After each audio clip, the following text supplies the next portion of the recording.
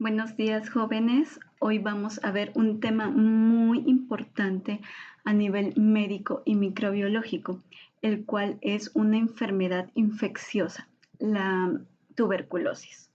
Comenzamos.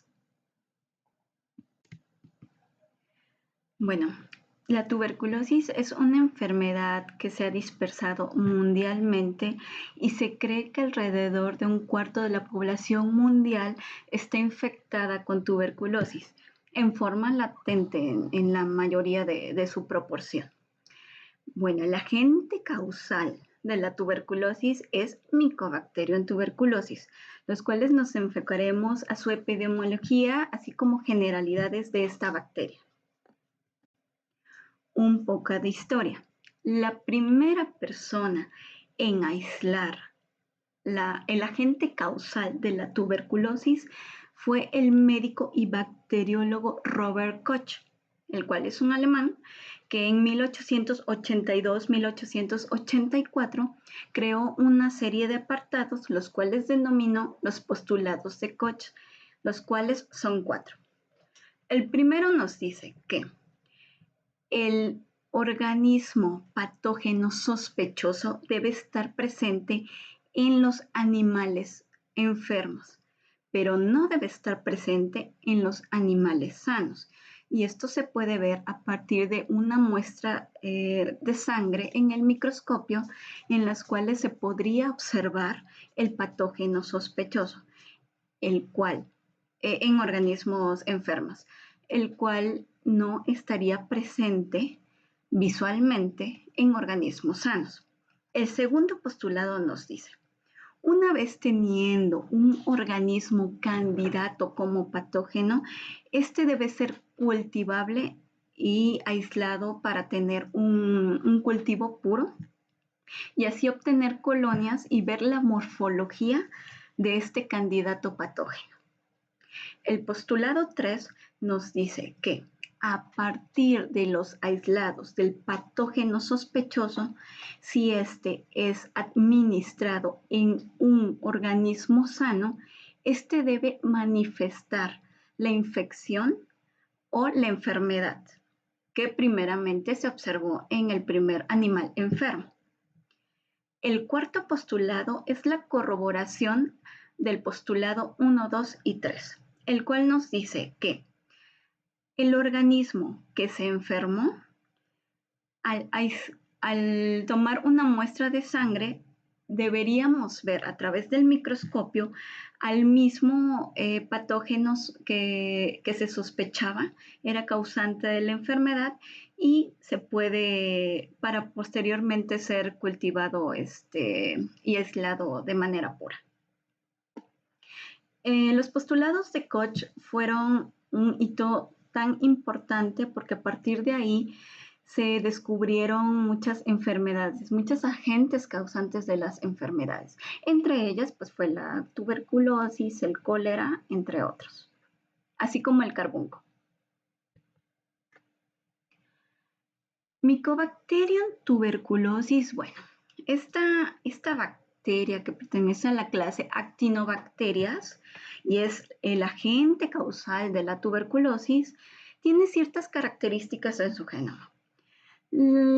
Cole y colaboradores en 1998 fueron los que descifraron, los que secuenciaron de manera completa el genoma de Mycobacterium tuberculosis de una cepa muy ocupada médicamente, la H37RB, y ellos mostraron que esta bacteria tenía un genoma de aproximadamente 4.4 megaspares de bases y tenía alrededor de 4.000 genes.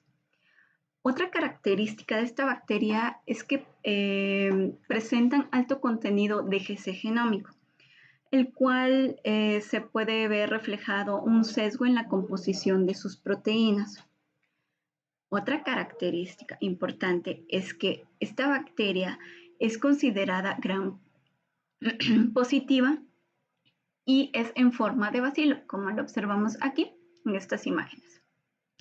La pared celular de esta Mycobacterium tuberculosis es importantísima importantísima para la identificación y también es importante porque se ha visto estudios que, que presenta, debido a esta pared tan gruesa que tienen, presenta resistencia a diversos antibióticos. Bueno, la pared celular, como observamos aquí, está compuesta principalmente de peptidoglicanos, así como otros ácidos grasos como ácido micólicos y otros polisacáridos como arabinogalactanos. Bueno, pero la tuberculosis, ¿cómo se diagnostica? Antes que nada, teniendo sintomatologías evidentes, se debe de ir al médico a una revisión.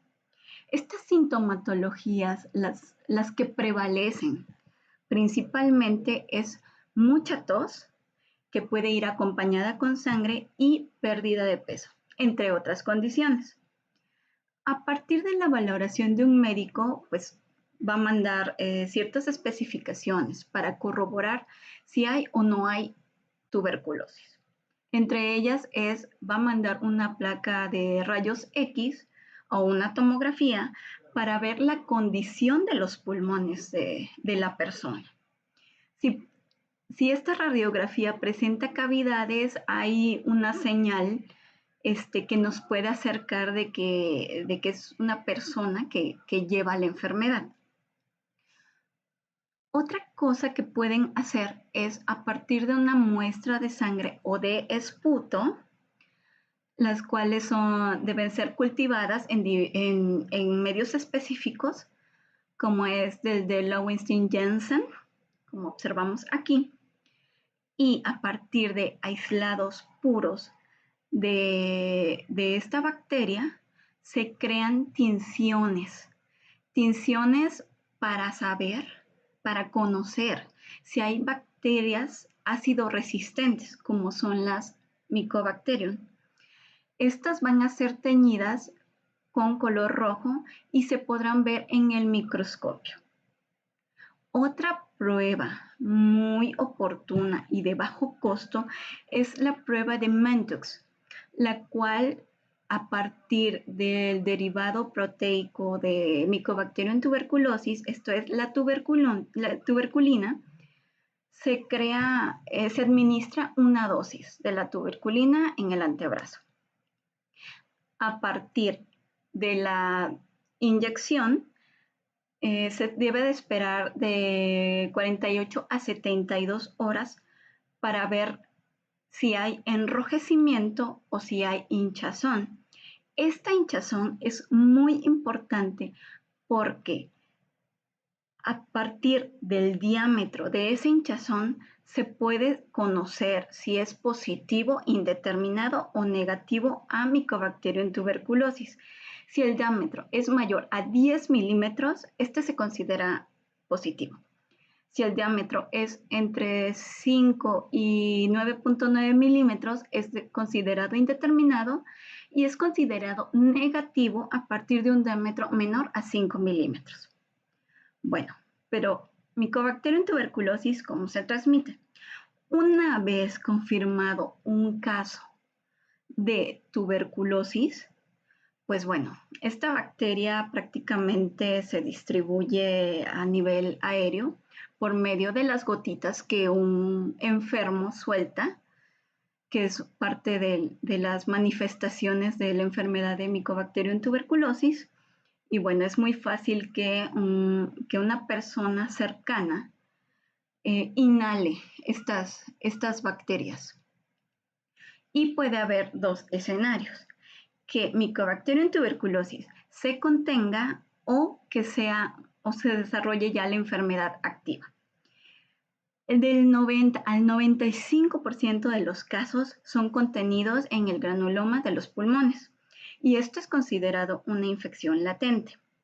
Del 5 al 10% generan una enfermedad activa y a partir de una infección latente hay un riesgo de reactivación a ser una enfermedad activa y así continuar con la transmisión de la enfermedad. Bueno, Mycobacterium tuberculosis representa riesgos para determinados tipos de personas o grupos de personas, los cuales van a depender muchísimo de su entorno social, económico, así como de la raza. Bueno, la población más afectada de generar riesgo de la tuberculosis son aquellas personas que están en contacto con personas infectadas de tuberculosis o en su defecto que son sospechosas de. También tienen mayor riesgo aquellas personas nacidas o que viajan frecuentemente a países donde la tuberculosis es muy común, como es México, Guatemala, China, Vietnam, Haití, entre otros países. Otra de las cosas que influye mucho en el riesgo es el entorno de convivencia estrecho que se da en lugares como escuelas, prisiones, refugios geriátricos, etc. Obviamente, los trabajadores de salud que atienden a pacientes enfermos con Mycobacterium y tuberculosis también están en alto riesgo de desarrollar la enfermedad. Y la tuberculosis se relaciona muchísimo con las personas que consumen mucho alcohol o que fuman muchísimo. También está relacionado con la diabetes, con el VIH, con cáncer y otras enfermedades autoinmunes. Como podemos ver aquí en esta tabla, el riesgo de tener tuberculosis incrementa dada una raza o etnia, como es el caso de los hawaianos y de los asiáticos que tienen un mayor número de casos incidentes respectivos. Bueno, Mycobacterium tuberculosis. Hay tratamientos para Mycobacterium tuberculosis. Sin embargo, estos tratamientos, aparte de ser muy largos, son muy estrictos en toma y en vigilancia, dado que si no se administran de la forma adecuada puede causar resistencia y tener un panorama peor al que ya se tiene. El tratamiento que se usa actualmente, los más usados, son antibióticos como la isoniazida, la rifampicina principalmente, y el etambutol, entre otros.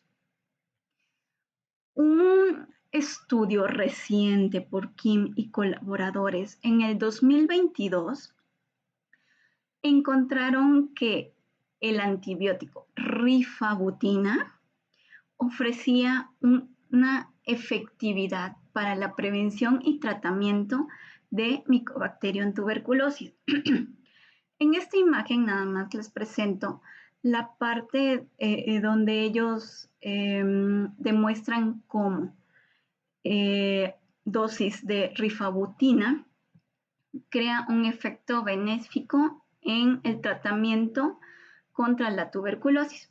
Aquí vemos los ratoncitos. Para el día 0, el ratoncito es infectado con Mycobacterium tuberculosis.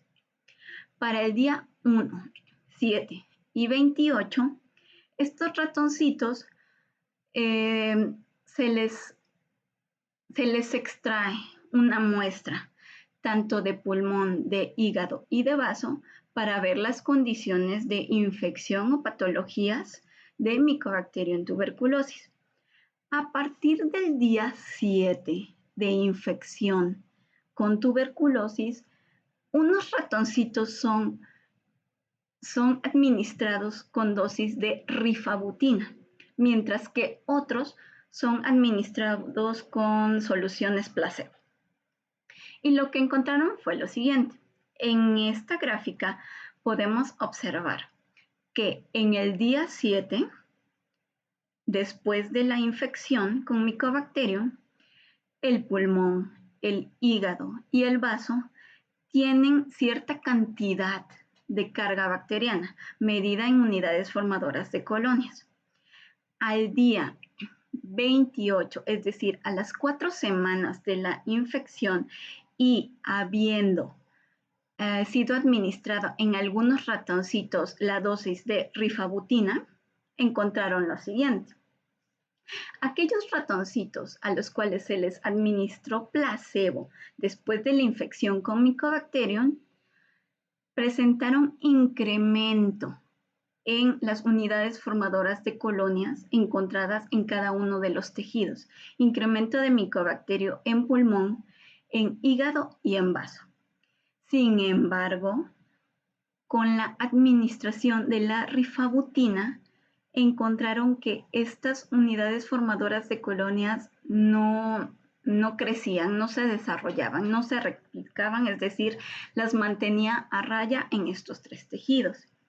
También estos autores se dieron a la tarea de ver el daño patológico que estaba haciendo a nivel tejido de pulmones de los ratoncitos.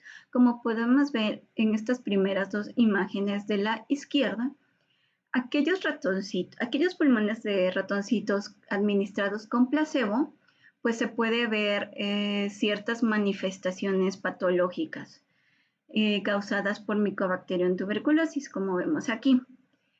Caso contrario de aquellos ratoncitos que se les administró rifabutina, podemos observar que en el tejido de pulmón no se observan esas afecciones que se ven en aquellos ratoncitos que fueron administrados con placebo. No se ve alteración. Y bueno, esta parte de los antibióticos, su sensibilidad o resistencia que presenta una bacteria tan importante a nivel infeccioso como es Mycobacterium tuberculosis, pues bueno, ha habido muchos estudios de eso.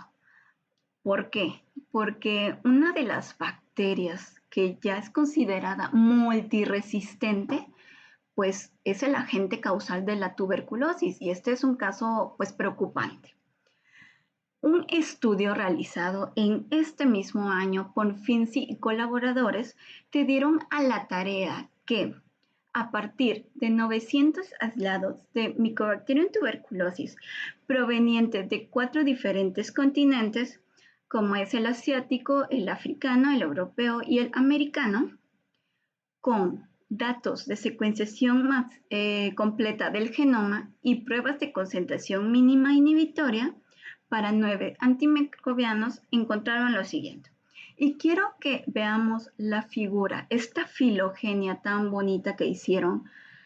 Y quiero que nos enfoquemos a la parte más externa de la filogenia, aquí, donde está la prueba con antibióticos. Ellos encontraron que en los 900 aislados, Mycobacterium tuberculosis es resistente, mayormente resistente, como vemos aquí en este verde claro, a antibióticos como la isoniazida y la rifampicina, que es actualmente la más usada para el tratamiento de la tuberculosis. También encontraron que antibióticos de segunda generación y las fluoroquinolonas, estas cepas de Mycobacterium presentaban mayor sensibilidad a lo largo de las cepas captadas de diferentes países. Como podemos ver aquí, los círculos que tienen huequito, o sea, es decir que no presentan resistencia. Y bueno, esto es muy importante. Esto es muy importante porque Mycobacterium se dispersa fácilmente y es una enfermedad que crea con alta tasa de morbilidad y mortalidad. Entonces, ¿qué podemos concluir a través de esto? Podemos concluir que Mycobacterium tuberculosis es una bacteria que presenta multiresistencia y que es importante su prevención.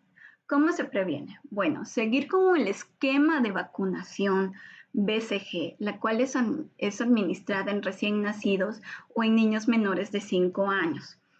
El diagnóstico temprano, dada una sintomatología, es importantísimo para evitar el contagio hacia otras personas. El término estricto e ininterrumpido del tratamiento Y también cabe señalar la importancia de que si ya estamos en una era de secuenciación masiva, donde la secuenciación de los genomas bacterianos de diferentes bacterias patógenas importantes en el humano, o sea, ya teniendo esos datos, pues darnos a la tarea, ¿no? De empezar pruebas clínicas a biomarcadores del patógeno y así encontrar diferentes blancos para erradicar esta bacteria tan patógena. También se recomienda un estudio vigilancia en las mutaciones asociadas a resistencia antibiótica que presentan estas cepas de Mycobacterium tuberculosis. Principalmente, estas mutaciones se ven en el gen RPOB, el cual es de la subunidad beta de la RNA polimerasa. Bueno, jóvenes, ahora vamos a pasar a la práctica de laboratorio, en la cual vamos a ver el fundamento y diferencias en las tinciones Ziel-Nielsen y tinción Gram. La práctica de laboratorio se va a hacer con muestras de saliva y usando dos medios de cultivos distintos, que es el agar sangre y el Lowenstein-Janssen. Vamos a necesitar esa bacteriológica y, bueno, los químicos necesarios para la extinción y el aislamiento de bacterias presentes en saliva. Todos los demás equipos para esterilización, para las diluciones seriadas, incubación y microscopio se encuentran en el laboratorio. Ahora, si tienen alguna duda, pues son bienvenidas. Preguntas, adelante.